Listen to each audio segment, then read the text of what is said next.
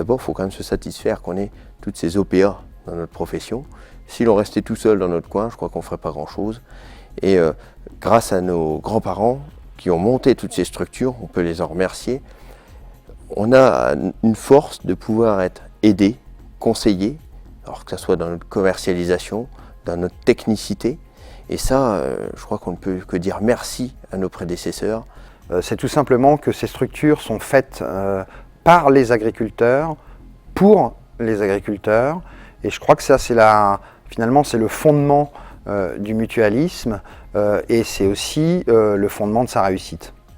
Ce qui me paraît important, c'est qu'on a affaire à des gens qui sont spécifiques au niveau milieu agricole et qui ont donc une vision plus large de par leurs responsabilités, des besoins du milieu agricole, des contraintes qui se passent autour d'autres milieux et de pouvoir nous apporter effectivement un service relativement complet, large et qui répond à nos attentes. Tout dépend les organisations professionnelles agricoles. Hein. Il y a celles qui sont mutualistes, et là j'attends vraiment d'une réflexion collective et une vision collective, et en ayant pris un peu de hauteur sur l'actualité, ça c'est évident. Des OPA, il y en a d'autres qui sont plus techniques, et là c'est un service plus personnalisé.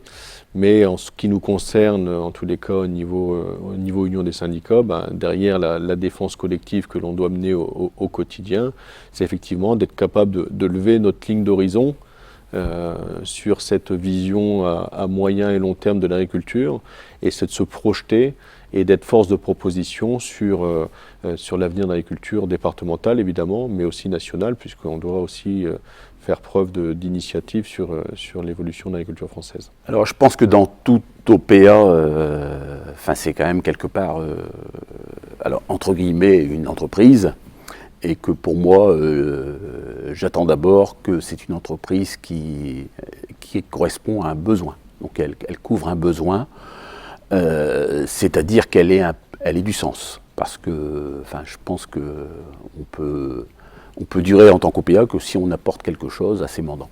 L'avantage de nos organisations professionnelles agricoles, c'est que je pense que la finalité, c'est quand même les hommes, rendre service aux hommes, et que tout ça dans un équilibre financier, certes, mais je pense que là, quand même, la plus grande chose, c'est que nos OPA, elles se transmettent entre générations. Et c'est ça qui est important, parce que on a beau dire des entreprises qui se transmettent de père en fils, ça existe au niveau privé, individuel. Nos OPA, je pense qu'elles se transmettent bien, et que on voit toujours des jeunes qui montent pour remplacer les anciens. Donc pour moi, c'est une force. Seulement, il ne faudrait pas se méprendre, c'est que là aussi, il faut savoir réformer les OPA. Donc une OPA qui sait s'adapter, sait se réformer. Le principe d'une OPA, c'est de se souvenir qu'elle est née du syndicalisme, qu'elle est née des producteurs, et qu'elle doit répondre aux besoins des producteurs. C'est toute la réflexion actuellement, parce que ces OPA, logiquement, grossissent. L'économie fait qu'elles doivent grossir, d'ailleurs c'est une nécessité, mais elles doivent aussi répondre à leur origine, au pourquoi elles ont été fondées. Et ne jamais oublier, justement, elles ont été créées pour les producteurs, dans l'intérêt des producteurs, soit pour la commercialisation des produits, soit pour l'assurance, soit pour la finance. Mais c'est toujours se dire que ce sont des outils au bénéfice des producteurs agricoles. Et c'est tout le rôle justement du syndicalisme et de la Chambre, c'est d'arriver à fédérer les hommes et les OPA, d'arriver à mettre autour de la table les responsables. C'est aussi la force de ce département, d'avoir des OPA qui ont l'habitude de travailler ensemble, des professionnels qui ont l'habitude de travailler ensemble, une formation interprofessionnelle Vivagri, et d'arriver à mettre autour de la table des gens qui ne sont pas forcément sur la même longueur d'onde au départ, mais qui ont un objectif commun, et d'arriver à trouver comment on peut arriver à avancer sur tel ou tel sujet ensemble, dans l'intérêt général, avant tout intérêt particulier.